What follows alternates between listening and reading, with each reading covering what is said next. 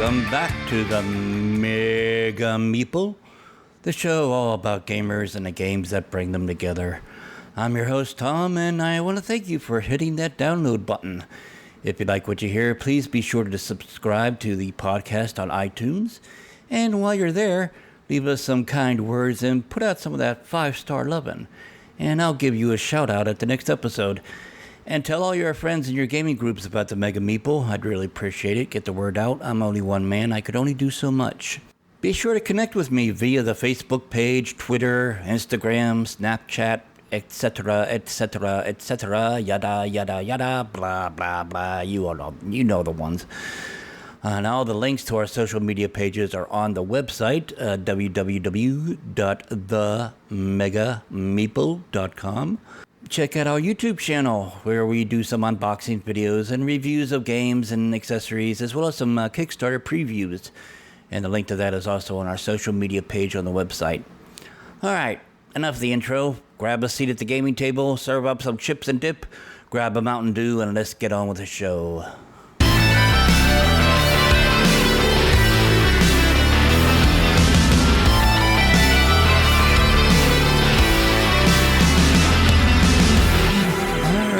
Welcome back to the Mega Meeple. This is episode 15, and this is our special GenCon edition of the Mega Meeple, and that's primarily why I did not release a podcast this past weekend, as I usually do, just because I knew that I was going to be coming out with the GenCon edition here midweek.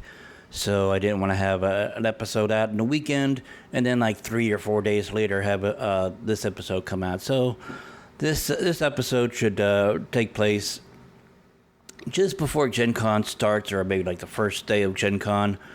And then next weekend we will be back on our regularly scheduled program.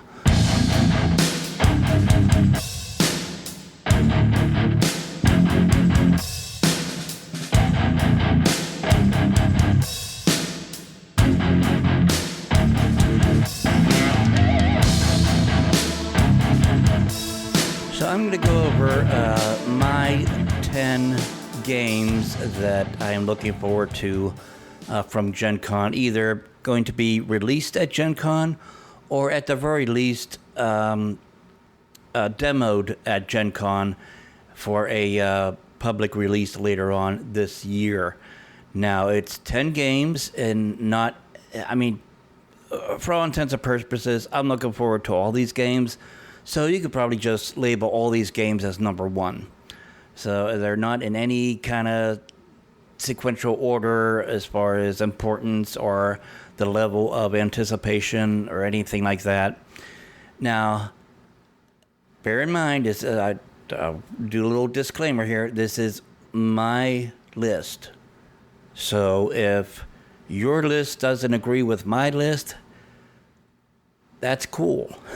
Because that's why I said this is my list. If you have a list that's different from mine, well, the solution to that is very, very simple. You create a podcast and you put out your top 10 list of GenCon games. See how easy that is? It's very simple. It's not difficult at all. But first, before I get into that, there have been a few announcements just prior to GenCon that I think want to go over. First of all, Renegade Game Studios has announced another Clank game. Now, this is not so much an expansion, but it's a standalone. I guess you could call it a standalone expansion. Because it does not require that you have the other Clank games. But this is sort of like a new approach to the Clank formula. And this one is Clank in Space. And it's kind of humorous because there's an exclamation point after each word. So I guess when we say the name of this game, we're supposed to say Clank in Space. At least that's what the exclamation points after each word would suggest. So that's the way we're gonna. So it's not, the game is not called Clank in Space. It's called Clank in Space. So you gotta get that right. It's all in the inflection of the word. So for those of you at GenCon, there are a limited number of copies of Clank at GenCon, with the game due to hit retail stores sometime in the fourth quarter of 2017. And then for those of you who like Mice and Mystics, Plaid Hat Games has announced a new game called Stuffed Fables. And basically this is a game that the board is basically a book. It's a storybook that you would play with miniatures and cards and dice and so forth. But you would play through this storybook that also acts as your rules reference and a story guide and game board, and it's all in one, but it's in a shape of a storybook. So it's pretty cool. And that's from Plaid Hat Games, Stuffed Fables. And they're looking to release that sometime before the end of 2017. But we will wait and see. And then the one game that has pretty much been blasting everybody's news feed is that Twilight Imperium now has an 4th edition. Now, the last edition, 3, was released back in 2005. But now these, and they already have a rule book on Fantasy Flight Games webpage for Twilight Imperium Edition 4. And that game is scheduled to come out in the fourth quarter of this year as well.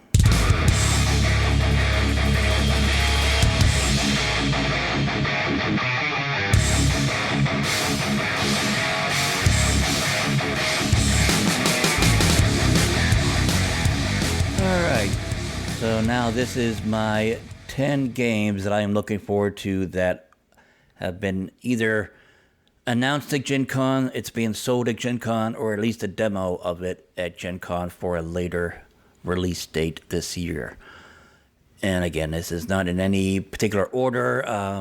Right off the bat is the game that I just talked about in my previous segment, Twilight Imperium 4th Edition by Fantasy Flight Games. Now, I have not played Twilight Imperium at all. I don't have that game, and even if I did, I doubt very much if the people in my gaming groups have the 6 to 8 hours or so to spend playing this epic board game. So my main question with this is, how many more hours is this 4th edition going to add to the gameplay? Or are they going to streamline it in such a way that it doesn't take as long to play? Although on the Fantasy Flight Games site, where it talks about TI4, it does show that it's played at 4 to 8 hours, 3 to 6 players, ages 14 and up. Time-wise, yeah, it's basically the same amount of time. Next up is The Expanse board game by WizKids. And this is one of those board games that are taken from a TV show, The Expanse game, based on a sci-fi television show of the same name. Been called similar to Twilight Struggle, although it's shorter playing time than that. Yeah, for those of you who haven't seen The Expanse yet, it's not, these days it's not very often that the Sci-Fi Channel comes out with anything really good as far as movies and series. I have not watched sci-fi very much ever since the days of Farscape and Battlestar Galactica. But The Expanse is it's a pretty good TV show. If you haven't watched it, go check it out. And let's see how this board game translates a TV show onto the gaming table. Next up is Darkest Night 2nd Edition from Victory Point Games. Now, the first edition was pretty sparse as far as being able to get a hold of, but it looks like they've streamlined this one, updated the artwork, updated the rule book, and this second edition having more marketing push behind it, and as far as getting it out in front of people and to the local game stores. Now, one of the expansions that I'm looking forward to is Terraforming Mars, Hellas, and Elysium. And that's being put out by quite a few people. Stronghold Games, Fricks Games, Intrafin Games, Lavka Games, and some German word that I can't pronounce. But it's basically the first expansion to Terraforming Mars. And Elysium takes players to the opposite side of Mars' equator. And then Hellas includes Mars' South Pole and the enormous 7-hex Hellas crater that just begs to become a giant lake. And then we got from Odem Publishing, The Shared Dream. Now, this game is a 1 to 4 player cooperative board game set in the world of the tabletop RPG of dreams and magic. And it sees a group of each characters wake up from the exact same terrible dream, only to discover it's coming to life in the real world. There's a lot of replayability to this game because each game provides a different set of objectives, enemy mechanics, and a unique nemesis. And the game has 5 unique scenarios, 10 unique player characters, and a modular city that changes with every play. And this was on Kickstarter. Obviously, it's successfully funded, and you could pre-order that now. And again, we'll leave a link to this as well as all the other games that we're talking about on this episode. And from Simon is Massive Darkness. Now, this game has a pretty hefty price tag on it. It's like $120. But playing time about 90 minutes, 1 to 6 players, 14 and up. Now, in this one, you'll join forces with other players to enter an underground lair of the darkness. You'll work together, jumping through shadow to light, engaging the enemy when the moment is right. Now, the minions of the darkness can be anything from orcs, goblin warriors, giant spiders, and you never know what creatures await. Now, it has quests that you could play in order to follow the storyline or create your own legends using the tokens and modular board tiles. And also from Fantasy Flight Games is Legend of the Five Rings, the card game. Now, this is going to be following the living card game distribution model, and it appears that they will be coming out each month with a different clan or a card set deck that goes for each clan. And then from Dimension Games, that's D-I-E Mention Games, Deep Madness. Now, I was one of the backers on the Kickstarter on this here, and it's based on multiple scenarios from a continuous storyline. It's basically it's a claustrophobic deep-sea mining site, and you're uncovering the mysterious sphere and dragging everyone nearby it into endless madness. Now, these fears then are amplified and manifested into horrifying monsters from other dimensions. It's a fully cooperative board game with for 1 to 6 players, 66 detailed miniatures. Now, this is a sci-fi horror world, and inspired by both Lovecraft's work and the Alien movie series. Then from CGE, we got Codenames Duet. Now, this is basically a 2-player game, but it doesn't have to be a 2-player game. You could still have teams on each side. So it's basically you set up the key card in between you and the other player, or one team with the other team, and it's 25 cards on a 5x5 grid, but you're only using that one key card that has different colored green squares representing your agents, and the black colored squares representing the assassins. This time there are 3 assassins on each side. So you're basically, both sides are using the same 5x5 grid, but the green squares on that grid that you need to get your players to guess are different, as well as the different positions of the assassin. And the cool thing is 3 of the 9 squares on each side is also green for the other side. So it's pretty neat. The name suggests it's specifically for 2 players, but you can play this with between 2 teams as well. But it's just basically taken that original Codenames and just approaching it with a different dynamic. And last but not least is Sword and Sorcery. Now this is put out by Ares Games, a Gremlin project, and another name that I can't pronounce and I'm not going to attempt to. It's an epic fantasy cooperative board game. From 1 to 5 players fight together against the forces of evil, which are controlled by the game system itself. So you don't have to worry about having one person being the GM or being a one versus all type of thing. It's basically designed by the same people who created Galaxy Defenders. And a key feature of Galaxy Defenders is also preserved in Sword and Sorcery. The advanced AI system for monsters, a high degree of character customization, multiple tactical options during the battles. And that is it for my list of games that I'm looking forward to coming out of GenCon.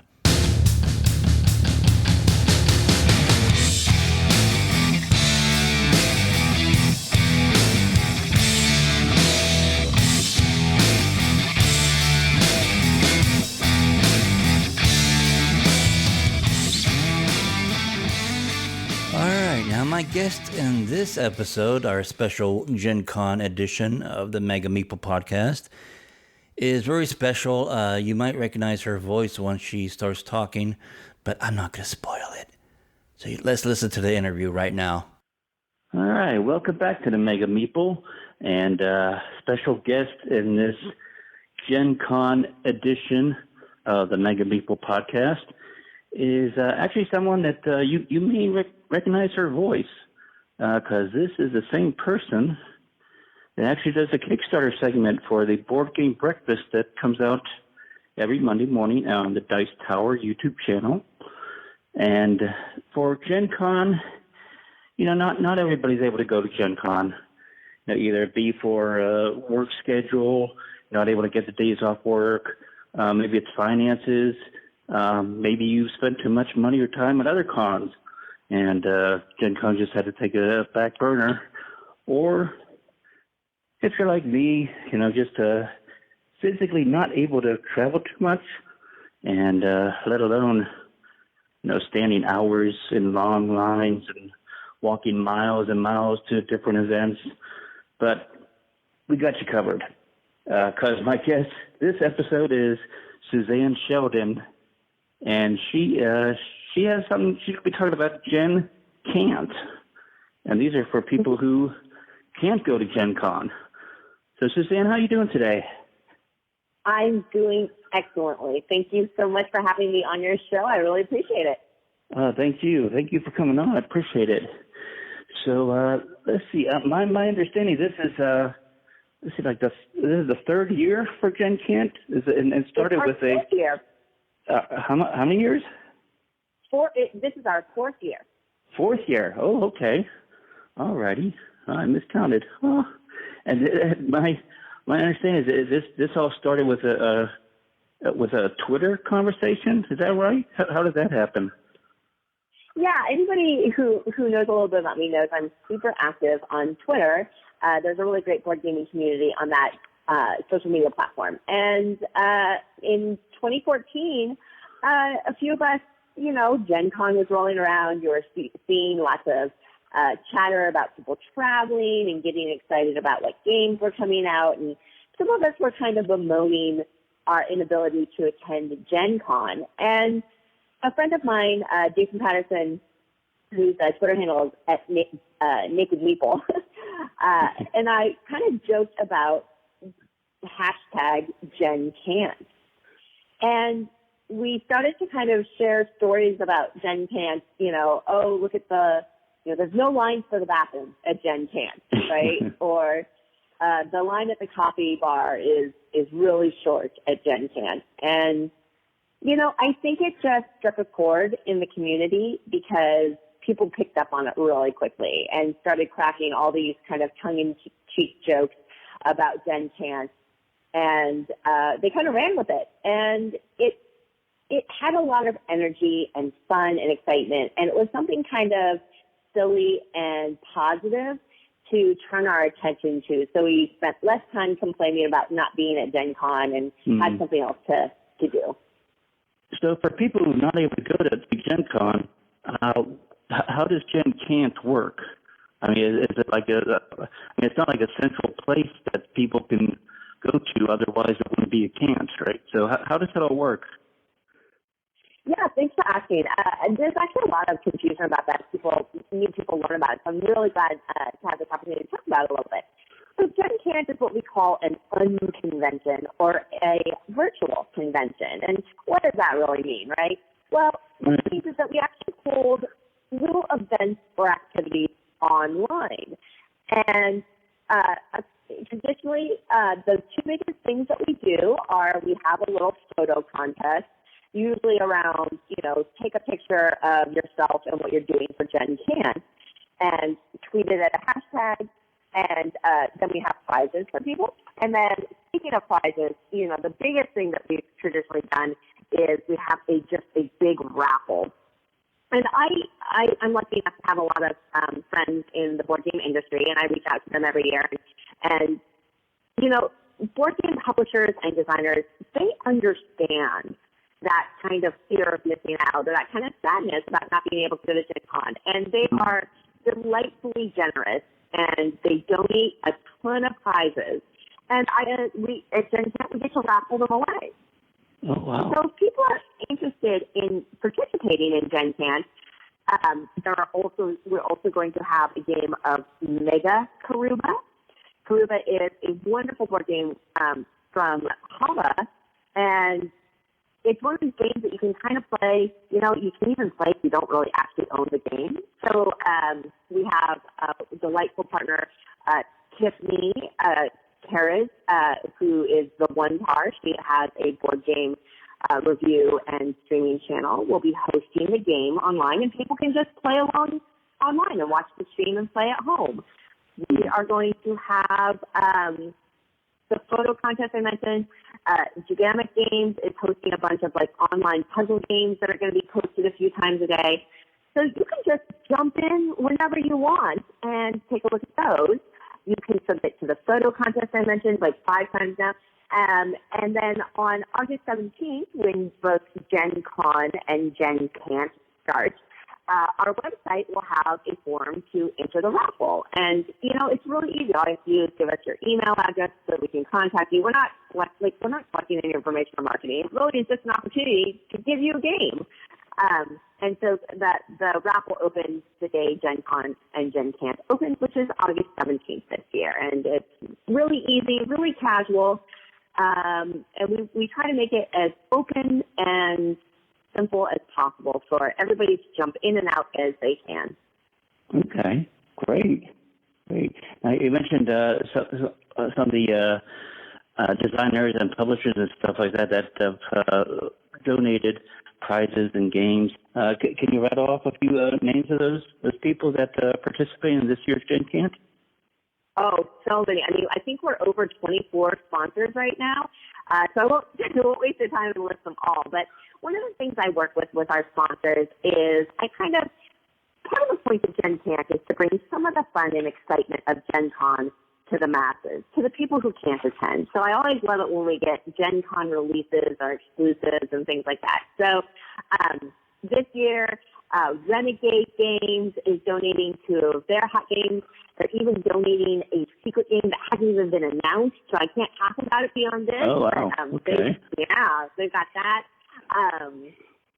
We've got, who else do we have? We have Tasty Neutral Games, who's donated 10 different games from their catalog, including some of their upcoming games that are coming out, including Samara, Okidoki, Jiraku, all these great games. We've got Victory Point Games, who's donating their 2 hot new games that are coming out, Nemo's War and Twilight of the Gods. We have Aldrich Entertainment, AEG. They're donating 3 of their GenCon secret flag boxes. So these are boxes that are really only available at GenCon or they kind of near GenCon, and they've got a couple of different secret special games in them. Often they're special art or re-themes of games and things like that. They're donating 3 of those to GenCan. And then we've got people like the Broken Token. Have you ever heard of the Broken Token? Oh, yes. There's about 4 games that have their organizers in it. So they're amazing, aren't they? Yes, very much. Well, and they are amazing, but I think sometimes people feel like board game accessories are a little bit of a luxury item. And Broken Token has donated, get this, they've donated 10 $50 gift cards to our prize pool. Wow. So that'll definitely get, the winners a insert of their choice. And then we've got a wonderful sponsor in The Quiver who makes these wonderful, fabulous carrying cases that are designed for card games. But gamers of all sorts use them when they travel to game nights or conventions or whatnot. They're incredibly versatile and sturdy and well-made, and they've donated a bunch of those to our prize pools also. I mean, that's just the tip of the prize pool iceberg, let me tell you. Wow, I think you're kind of persuading people not to go to GenCon and just be part of GenCant to be able to get some of these. Because these prizes that they're donating, I mean, these are from what I'm hearing right now, those are cream of the crop stuff. I mean, these are not things that they're donating just because they can't sell it anywhere else. I mean, these are they're high choice items here. Exactly. They're really juicy prizes. And again, what I like to emphasize is knowing a lot of the people, they're, personally behind the scenes that are making these donations at these companies, what I can tell people and tell your listeners is that they do it because they care and they understand and they want to share this with GenCanters, and they're excited to donate. And so I know all the donors really hope that people enjoy the prizes, and they do give a lot of the really great stuff, which is so much fun. Excellent. Well, this just for our listeners, we're recording this about a week and a half before GenCon, but this will be going out. This episode going out the weekend that GenCon is going on. So when people hear this, and GenCon is going on right now, is it too late for people to sign on and participate in GenCant, or can they sign on anytime during the actual GenCon conference is going on? Yeah, it's funny because for those of your listeners who are paying attention to GenCon this year, they might know that GenCon is actually really close to being completely sold out this year. It's their 50th anniversary. Their multiple day badges sold out weeks ago, and they're running real low on the last set of badges for Fridays, I think. And what we like to remind people here at GenCant, we never sell out. There's always room for more. And along those lines, chances are it's not too late for them to jump into GenCant. GenCant runs August 17th through August 20th, and we'll have activities each one of those days during the event. The raffle does close on Saturday so that we can pick the winners and announce them on Sunday. But even if they miss the raffle entry, we will still have little online events and contests for puzzle prizes and things like that online, so that they can still jump into those even on the last day of the event. So I encourage them to check it out. Excellent. Well, I don't feel so bad missing GenCon now. So thank you so much.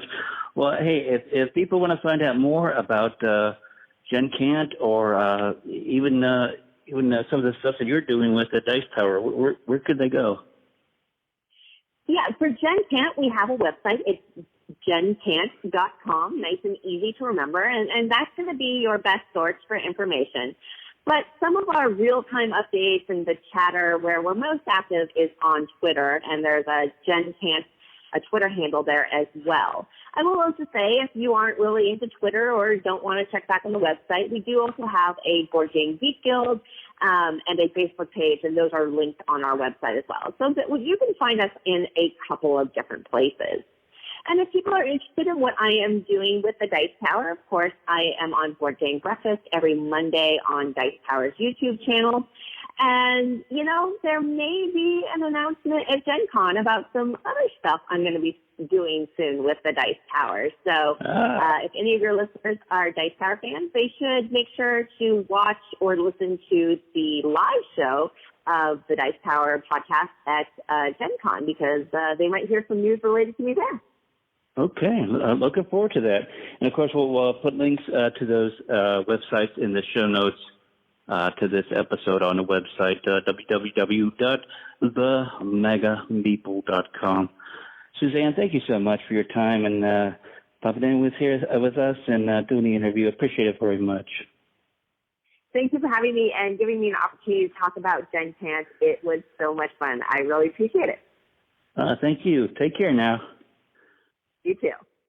Thank you so much for listening. Now, if you have any ideas or suggestions of what you want to hear about, or maybe a topic of discussion about board games, or if you yourself as a game creator and you have a Kickstarter and want to be a guest on the Mega Meeple to talk about your game, you can contact me through the website at themegameeple.com and go to the Contact Us page. Also, if you'd like to support the show with a small donation, you can go to the Patreon page and donate $1 a month or so. It will really help out with the hosting costs and such. So thanks again for listening, and tell all your friends and share with your friends this episode if you think they'll like it. And until next week, this is Tom saying, game on.